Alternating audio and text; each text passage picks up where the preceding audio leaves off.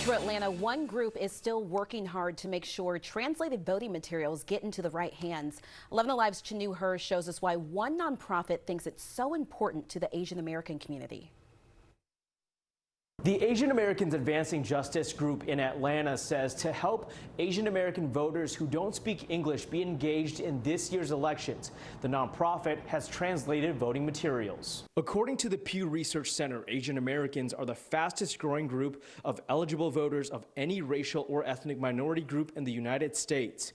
The research also states that this year, more than 11 million Asian Americans are eligible to vote, making up nearly 5% of all eligible voters in the country. In Metro Atlanta, the Asian Americans Advancing Justice nonprofit recognizes the importance of having this voter group engaged and are working hard to make sure everyone has the materials they need to stay informed. With the election now, there's been a lot of misinformation in the community. And so for us, it's just making sure that we're constantly putting that information out in language, because the counties and the state for elections do not provide any Asian languages in written materials for voting here in Georgia.